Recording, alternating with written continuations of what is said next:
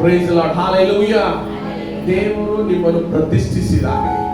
ಎದಕ್ಕೋಸ್ಕರ ಅಂದ್ರೆ ದೇವರಲ್ಲಿ ಬರುವುದಕ್ಕಾಗಿ, ದೇವರ ರಾಜ್ಯದಲ್ಲಿ ಬೆಳೆಯುವುದಕ್ಕಾಗಿ.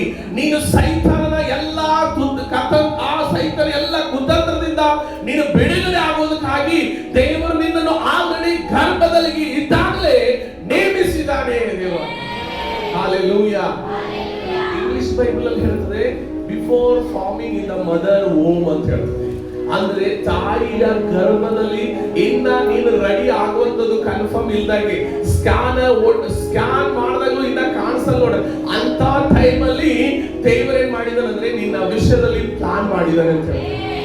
ಅಂದ್ರೆ ತಿಳ್ಕೊಂಡ್ರೆ ನಿಮ್ ಕಷ್ಟನೂ ದೇವರಿಗೆ ಗೊತ್ತಿದೆ, ನಿಮ್ ಕಣ್ಣೀರು ದೇವರಿಗೆ ಗೊತ್ತಿದೆ, ನೀವು ಯಾವ ರೋಗದಲ್ಲಿ ಇದ್ದೀರೋ ಅಂತ ದೇವರಿಗೆ ಗೊತ್ತಿದೆ, ಯಾವ ಪರಿಸ್ಥಿತಿಯಲ್ಲಿ ಹೋಗ್ತಾ ಇದ್ದೀರೋ ಅಂತ ಗೊತ್ತಿದೆ, ಯಾವ ಕಷ್ಟ ನಿನ್ ಮುಂದೆ ಬರುವುದಿದೆ ಅದನ್ನು ದೇವರಿಗೆ ಗೊತ್ತಿದೆ. ಅದಕ್ಕೋಸ್ಕರ ನಾವು ದೇವರ ಮಾತುಗಳು ಕೇಳೋರಾಗಿರ್ಬೇಕು. ಹalleluya. ಯಾಕಂದ್ರೆ ಆತನಿಗೆ ಎಲ್ಲ ಗೊತ್ತಿರುವುದರಿಂದ ನಮ್ಮ ಕಷ್ಟಗಳಿಂದ ಬಿಡಿಸುವಂತನಾಗಿದ್ದಾನೆ, ನಮ್ಮ ರೋಗಗಳಿಂದ ಬಿಡಿಸುವನಾಗಿದ್ದಾನೆ, ನಮ್ಮ ಕಾಯಿಲೆಗಳಿಂದ ಬಿಡಿಸುವನಾಗಿದ್ದಾನೆ. ಅದಕ್ಕೆ ಈ ಯೆರೆಮೀಯನಿಗೆ ಹೇಳ್ತಾನೆ ಏನಂತೆ, ನಿನ್ನ ಮಾತ್ರ ಗರ್ಭದಲ್ಲಿ ಇರುವಾಗಲೇ, ನೀನು ತಾಯಿ ಗರ್ಭದಲ್ಲಿ ಇದ್ದಾಗಲೇ ನನ್ನ ಕಣ್ಣು ನಿನ್ನನ್ನು ನೋಡಿದೆ, ನಿನ್ನನ್ನು ರೂಪಿಸಿದೀನಿ ಅಂತ ಹೇಳ್ತಾನೆ. ಇವತ್ತು ತಲೆ ನೋಯಿಸ್ತಾ ಇದೆ ಅನ್ನೋದು ದೇವರಿಗೆ ಗೊತ್ತಿಲ್ಲ ಅಂತ ತಿಳ್ಕೊಬೇಡ. ದೇವರಿಗೆ ಆಲ್ರೆಡಿ ಗೊತ್ತಿದೆ. ನೀವು ದೇವರ ಮಾತು ಕೇಳಿ ನಿಮ್ಮ ತಲೆ ನೋವು ಕಡಿಮೆ ಆಗ್ತದೆ. ದೇವರೇ ನಮ್ಗೆ ಕ್ಯಾನ್ಸರ್ ಇದೆ, ಇದು ಕ್ಯಾನ್ಸರ್ ಯಾರಿಗೂ ಗೊತ್ತಿಲ್ಲ, ಡಾಕ್ಟರ್ ಹೇಳಿದ್ದಾರೆ ಅಂತ ನೀನು ಅನ್ಬೋದು. ಆದ್ರೂ ಕ್ಯಾನ್ಸರ್ ನೀನು ಸೃಷ್ಟಿ ಮಾಡೋದಕ್ಕಿಂತ ಮುಂಚಿತವಾಗಿ ನೀನು ಕ್ಯಾನ್ಸರ್ಗೋಸ್ಕರ ಯೇಸು ಸ್ವಾಮಿ ಸಿಲ್ವೆ ಮೇಲೆ ಸತ್ತಿದ್ದಾನೆ. ಹalleluya. ಆತನ ಬಾಸುಂಡೆಗಳಿಂದ ನಮಗೆ ಏನಾಯ್ತಂತೆ, ಗುಣವಾಯಿತು. ಹalleluya. ಯಾವಾಗ ಈ ಮಾತುಗಳು ಡಿಕ್ಲೇರ್ ಮಾಡ್ತೀರಾ, ಯಾವಾಗ ಈ ಸೀಕ್ರೆಟ್ ಆದ ಮಾತುಗಳು ನಿಮ್ಮ ಒಳಗಡೆ ಇರ್ತದೋ, ಯಾವುದೇ ಸಮಸ್ಯೆ ಇರಲಿ, ಯಾವುದೇ ರೋಗಗಳಿರಲಿ, ಇವತ್ತು ನಿಮ್ಮ ಒಳಗಡೆಯಿಂದ ಬಿಡುಗಡೆ ಮಾಡುವ. ಅದಕ್ಕಾಗಿ ಆತನ ಏನ್ ಮಾಡಿದನಂತೆ,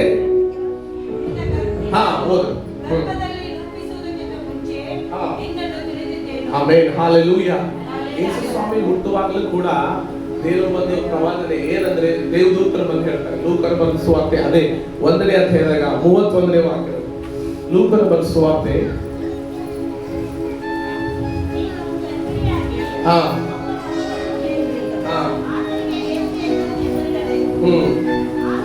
ಇಲ್ಲಿ ಕೂಡ ಈ ಗರ್ಭದಲ್ಲಿ ಧರಿಸುವುದಕ್ಕಿಂತ ಮುಂಚಿತವಾಗಿ ದೇವರು ಏನ್ ಮಾಡ್ತಾ ಇದ್ದಾರೆ, ಯೇಸು ಸ್ವಾಮಿ ಕಳಿಸುವಾಗ ಏನಂತಂದ್ರೆ, ನೀನು ಒಬ್ಬ ಮಗು ಹಳಿತಿ, ಆತನಿಗೆ ಏನಂತ ಹೆಸರಿಡಬೇಕಂತ ಹೇಳ್ತಾ ಇದ್ದಾರೆ. ಅಂದ್ರೆ ನಾವು ಈ ಲೋಕದಲ್ಲಿ ಬರುವುದಕ್ಕಿಂತ ಮುಂಚಿತವಾಗಿ ದೇವರು ನಮ್ಮ ಜೀವಿತದಲ್ಲಿ ಎಲ್ಲಾ ಪ್ಲಾನ್ಗಳು ಅವನಿಗೆ ಗೊತ್ತಿದ್ದಾವೆ. Price the lord. ಎಷ್ಟು ಜನ ನಂಬ್ತೀರಾ ನಿಮ್ ಕಷ್ಟ ದೇವರಿಗೆ ಗೊತ್ತಿದೆ ಅಂತ? ನನ್ನ ಕಷ್ಟ ದೇವರಿಗೆ ಗೊತ್ತಿದೆ. ಹalleluya. ಮನುಷ್ಯರಿಗೆ ತಿಳಿಸಬೇಕಾಗ್ತದೆ, ನಾನು ಯಾವ ಕಷ್ಟದಲ್ಲಿ ಇದ್ದೀನಿ, ನನಗೆ ಯಾವ್ದು ರೋಗದ, ಡಾಕ್ಟರ್ ಏನ್ ಹೇಳಿದ್ದಾರೆ, ನನಗೆ ಯಾವ ಮನೇಲಿ ಸಮಸ್ಯೆ ಇಲ್ಲ, ಯಾವ ದುಃಖದಲ್ಲಿ ನಾನು ಇದ್ದೀನಿ ಅಂತ ನೀವು ಬೇರೆ ಹೇಳ್ಬೇಕಾಗ್ತದೆ. ಆದ್ರೆ ದೇವರು ಆಲ್ರೆಡಿ ನಿನ್ನ ಸಮಸ್ಯೆ ಆತನಿಗೆ ಗೊತ್ತಿದೆ. ಆಮೇಲೆ ಹalleluya.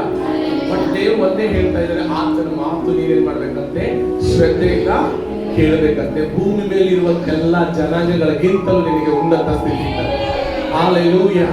ಇವತ್ತು ನಾವು ಬಡವರಿದ್ದು ಪಾಸ್ಟ್ರೆ, ನನಗೆ ಕಷ್ಟ ಇದೆ, ನನಗೆ ಜಾಬ್ ಇಲ್ಲ, ಅದು ಇಲ್ಲ, ಇದು ಎಲ್ಲ ನಿಮ್ಮ ಕೊರತೆ ಆಲ್ರೆಡಿ ಗೊತ್ತಿದೆ. ಇಸ್ರಾಯೇಲ್ ಕೂಡ ಹಂಗೆ ಮಾಡ್ತಿದ್ರು. ದೇವ್ರು ಹೇಳ್ತಿದ್ದ, ನಾನು ನಿನ್ನೊಂದಿಗಿದ್ದೀನಿ ಅಂತ ಭಯ ಪಡಬೇಡ, ನೀನು ನಿನ್ನ ಜೀವಿತ ನಾನು ಉದ್ಧಾರಿಸ್ತೀನಿ, ನಿನ್ನ ಬಲಪಡಿಸ್ತೀನಿ ಅಂತ ಎಲ್ಲ ದೇವ್ರು ಹೇಳಿದಾಗಲೂ ಕೂಡ ಏನ್ ಮಾಡ್ತಾ ಇದ್ರು ಅಂದ್ರೆ, ಇಸ್ರಾಯೇಲರು ಯಾವಾಗಲೂ ಗುಣ ಕೊಡ್ತಾ ಇದ್ರು. ಈ ಗುಣ ಕೊಟ್ಟು ಏನಾದ್ರು ಶಾಪ ಕೊಡಗ, ಯಾವಾಗ ನೀವು ಗುಣ ಕೊಡ್ಲಿಕ್ಕೆ ಸ್ಟಾರ್ಟ್ ಮಾಡ್ತೀರಲ್ಲ, ನಿಮ್ ಜೀವಿತದಲ್ಲಿ ಬಿಡುಗಡೆ ಬರಲ್ಲ. ಹಲೋ, ಕೇಳಿಸ್ತಾ ಇದ್ದೀರಾ? ಯಾವಾಗ ಡೌಟ್ ಸ್ಪಿರಿಟ್ ಇರ್ತದೆ, ಯಾವಾಗ ಅಪನಂಬಿಕೆ ಮಾತುಗಳು ಇರ್ತವೆ, ಯಾವಾಗ ನೆಗೆಟಿವ್ ಮೆಂಟಾಲಿಟಿ ಇಟ್ಕೊಂಡಿರ್ತೀರಾ, ಪ್ರಾರ್ಥನೆ ಮೇಲೆ ನಂಬಿಕೆ ಇಲ್ಲ, ವಾಕ್ಯದಲ್ಲಿ ನಂಬಿಕೆ ಇಲ್ಲ, ದೇವ್ರ ವಾಕ್ಯದಲ್ಲಿ ಇಲ್ಲ ಅನ್ನೋರಿಗೆ ಯಾವುದು ದೊಡ್ಡ ಕಾರ್ಯ ಮಾಡಕ್ಕೆ ಸಾಧ್ಯ ಇಲ್ಲ. ಅದಕ್ಕಾಗಿ ದೇವರ ಮೇಲೆ ಯಾರು ನಂಬಿಕೆ ಇಡ್ತಾರೋ ಅಸಾಧ್ಯವಾದ ಕಾರ್ಯಗಳು ಸಾಧ್ಯವಾಗ್ತದೆ.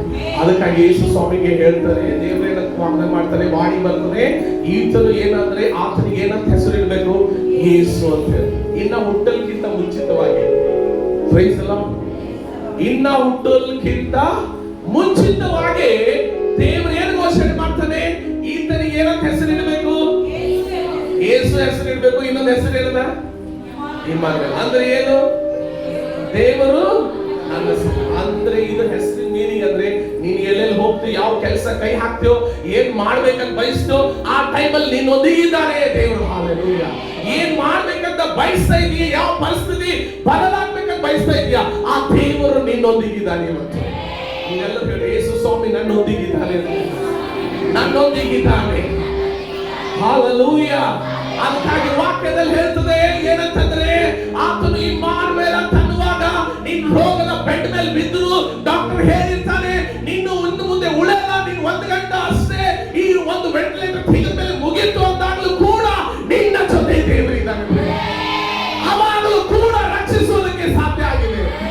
ಅವಾಗೆಲ್ಲ ದೂರ ಆಯ್ತು, ಮುಗಿದ್ರಿ, ಸಿದ್ಧ ಮಾಡ್ರಿ ಅಂತ. ಅವಾಗ ಏನ್ ಹೇಳ್ತಾರೆ, ಎಲ್ಲರೂ ಸಿದ್ಧ ಆಯ್ತು, ಈಗ ಮುಗಿತು ಒಂದು ಕತೆ, ಎಲ್ಲರೂ ರೆಡಿ ಆಗ್ರಿ, ಎಲ್ಲ ಈಗ ಹಿಂಗಾಗಿ ಸೀರಿಯಸ್ ಬರ್ರಿ ಎಲ್ಲರೂ ಫೋನ್ ಮಾಡ್ತಾರೆ. ಹಲ್ಲೆಲೂಯಾ. ಯೇಸು ಸ್ವಾಮಿ ಮೇಲೆ ನಂಬಿಕೆ ಇದ್ರೆ ಆ ಟೈಮಲ್ಲಿ ಕೂಡ ದೇವರಿಗೆ ನೀವು ತಿರುಗಿ ಲೈಫ್ ಕೊಡ. ಏನ್ ಜನ ನಂಬ್ತೀರಿ ಆಮೇಲೆ ಅಂತ ಹಲ್ಲೆಲೂಯಾ. ಆ ಟೈಮಲ್ಲಿ ಯಾರಾಗ ಅಂತಾರೆ, ನಿನ್ಗೋಸ್ಕರ ನಾನು ಜೀವ ಕೊಡ್ತಾರಪ್ಪ ಬಂದಿದ್ದೀನಿ. ಯೇಸು ಸ್ವಾಮಿ ಮಾತ್ರ ದೇವ್ರ ಕೈದಾಗದ್ರೆ ನಮ್ಮ ಕೈದಾಗ ಏನಾಗುತ್ತೆ. ಹಲ್ಲೆಲೂಯಾ. ಅದಕ್ಕಾಗಿ ದೇವ್ರ ವಾಕ್ಯ ಹೇಳ್ತೀವಿ ಏನಂತ ಹೋದ್ರಿ.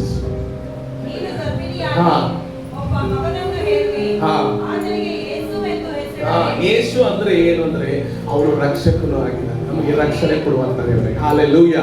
ಇನ್ನೊಂದು ಹೆಸರು ಇಮ್ಮಾನುವೇಲ್, ಆತನು ಬಿಡುಗಡೆ ಮಾಡುವಂತ, ನಮ್ಮೊಂದಿಗೆ ಇರುವಂತನಾಗಿದ್ದಾನೆ. ಅದಕ್ಕಾಗಿ ಈ ವಾಕ್ಯದಲ್ಲಿ ನೋಡ್ತೇವೆ, ಯೆರೆಮೀಯ ಪುಸ್ತಕದಲ್ಲಿ 1ನೇ ಅಧ್ಯಾಯ 6ನೇ ವಾಕ್ಯ ಓದ್ರಿ ಕಂಟಿನ್ಯೂ ಆಗಿ.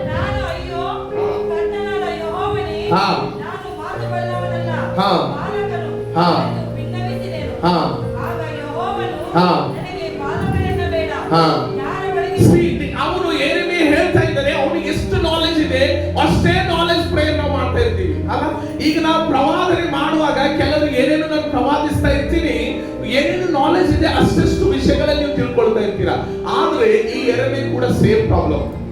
ಏನ್ ಸೇಮ್ ಪ್ರಾಬ್ಲಮ್ ಅಂದ್ರೆ, ಇವ್ನು ಹೇಳ್ತಾನೆ, ನಾನೇನಾಗಿದ್ದೀನಿ, ಸುಮ್ಮನೆ ಒಂದು ಬಾಲಕನಾಗಿದ್ದೀನಿ, ಒಂದು ಸಣ್ಣ ಮಗ ಇದ್ದೀನಿ, ನಾನು ನನಗೇನು ಹೇಳ್ತಿದ್ದೆ ಅವ್ರೆ, ನನಗೇನು ಉಪಯೋಗ ಮಾಡ್ತೀನಿ ಅಂತ ಹೇಳ್ತಾ ಇದ್ದೆ. ಹಲ್ಲೆಲೂಯಾ. ಬಟ್ ದೇವ್ರು ಏನ್ ಹೇಳ್ತಾ ಇದ್ದಾನೆ ಅವನಿಗೆ, ಆಗ ಯೆಹೋವನು ನನಗೆ ಬಾಲಕನ ಅಂದ್ರೆ ಯಾವ್ಯಾವ ಡೌಟ್ ಕಾರ್ಯಗಳು ನಿಮ್ಮ ಒಳಗಡೆ ಇದ್ದಾವೆ, ಯಾವ ನೆಗೆಟಿವ್ ವಿಷಯಗಳು ಇಟ್ಕೊಂಡು ದೇವರು ಸಾಲಿನಾಗ ಬರ್ತಾ ಇದ್ದೀರಿ, ಇವತ್ತು ಈ ವಾಕ್ಯದಿಂದ ನೀವು ಕಳ್ಕೊಳ್ಬೇಕು. ಎಲ್ಲ ನೆಗೆಟಿವ್ ಅಪನಂಬಿಕೆ ಮಾತುಗಳು ಕ್ಯಾನ್ಸಲ್ ಆಗ್ಲಿ. ಹಲ್ಲೆಲೂಯಾ. ಆದ್ರೆ ಏನ್ ಹೇಳ್ತಾನಂದ್ರೆ, ದೇವ್ರೇನ್ ಹೇಳ್ತಾ ಇದ್ರೆ ನಾವು ಮಾತಿಗೆ ಕಿವಿಗೂಡಲ್ಲ. ಏನಂತ ಹೇಳ್ತಾನೆ, ಹೋದ್ರಿ ಮುಂದೆ ಹೋದ್ರಿ. ನಾನು ಯಾರ ಬಳಿಗೆ ನಿನ್ನನ್ನು ಕಳಿಸ್ತೀನೋ ಅವರೆಲ್ಲರೂ ಆಮೆನ್. ಹಲ್ಲೆಲೂಯಾ. ಯಾರ ಬಳಿಗೆ ಅಂದ್ರೆ ನಿಮ್ ಬಾಜು ಮನೆದವ್ರು ನಿಮ್ ಹತ್ರ ಇಲ್ಲ. ಹಲೋ, ನಿಮ್ ಮನೆಗೆ ಬಾಜುದವ್ರು ಅರ ನೋಡಿ, ಯಾರ ಅವ್ರ ಮನೆಗೆ ಹತ್ರ ಕಳಿಸ್ತಾ ಇಲ್ಲ ದೇವರು. ಯಾರ ಹತ್ರ ಕಳಿಸ್ತಾ ಇದ್ದಾರೆ, ಯಾರ ಹತ್ರ ಕಳಿಸ್ತೀನಿ ಅಂತ ಹೇಳ್ತಾ ಇದ್ದಾರೆ. ಹೋದ್ರು ಮುಂದೆ ಹೋದ್ರು.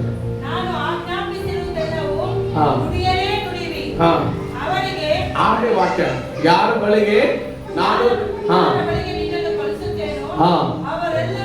ಅವರೆಲ್ಲರ ಬಳಿಗೆ ಹೋಗೇ ಹೋಗುವಿ.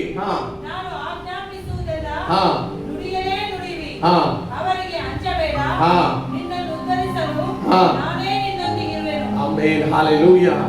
ಇವತ್ತು ದೇವರ ಯೇಸು ಸ್ವಾಮಿ ಕೂಡ ಅದೇ ಹೇಳಿದ್ದಾನೆ, ಏನಂತಂದ್ರೆ ಆತ ನಮ್ಮೊಂದಿಗಿದ್ದಾನೆ ಅಂತ ಹೇಳಿದ್ದಾನೆ. ಇವತ್ತು ಯೆರೆಮೀಯ ಕೂಡ ದೇವರು ಹೇಳ್ತಾ ಇದ್ದಾನೆ, ನಿನ್ ಲೈಫ್ ಅಲ್ಲಿ ಅದ್ಭುತ ನಡೀತಾ ಇದೆ ಅಂದ್ರೆ ನಿನ್ನ ಒಳ್ಳೆತನದಿಂದಲ್ಲ, ಅಥವಾ ನಿನ್ನ ಒಳ್ಳೆ ಟ್ಯಾಲೆಂಟ್ ಇದೆ ಅಂತಲ್ಲ, ಆತನು ನಿನ್ನ ಸಂಗಡ ಇರುವುದರಿಂದ ನೀನು ಜಯಿಸ್ತಾ ಇರ್ತೀಯ. ಹಲ್ಲೆಲೂಯಾ. ಯಾಕಂದ್ರೆ ಇವತ್ತು ಅನೇಕರು ರಿಪೋರ್ಟ್ಸ್ಗಳು 60 ದಿನ ಕೋಮದಲ್ಲಿ ತಂದವರು ಇವತ್ತು ಜೀವಿತ ಆಗಿ ಬರ್ತಾ ಇದ್ದಂದ್ರೆ ಆತನು ದೇವರು ಆ ಒಂದು ಶರೀರ ಮೇಲೆ ಒಂದು ಬಿಡುಗಡೆ ಶಕ್ತಿ ಹರಿಸ್ತಾ ಇದ್ದಾನೆ. ಹಲ್ಲೆಲೂಯಾ. Praise the Lord. ಅದಕ್ಕಾಗಿ ದೇವರ ವಾಕ್ಯ ಹೇಳ್ತದೆ, ನಾನು ಯಾವ ಹತ್ರ ಕಳಿಸ್ತೀನೋ ಅಲ್ಲಿ ನೀನು ಹೋಗೇ ಹೋಗ್ತೀಯ ಎಂಬುದಾಗಿ. Praise the Lord. ಹಲ್ಲೆಲೂಯಾ. ಯಾರ ಹತ್ರ ಹೋಗ್ತೀಯ ಅಂತೆ? ರಾಜರುಗಳ ಹತ್ರ ಮತ್ತು ಅರಸರುಗಳ ಹತ್ರ, ದೊಡ್ಡ ದೊಡ್ಡ ವ್ಯಕ್ತಿಗಳ ಹತ್ರ ಹೋಗ್ತೀಯ ಅಂತ ದೇವರು ಏನ್ ಮಾಡ್ತಾ ಇದ್ದಾರೆ ಅಂದ್ರೆ ಆ ಯೆರೆಮೀಯನಿಗೆ ಪ್ರವಾದನೆ ಮಾಡ್ತಾ ಇದ್ದಾರೆ. ಹಲ್ಲೆಲೂಯಾ.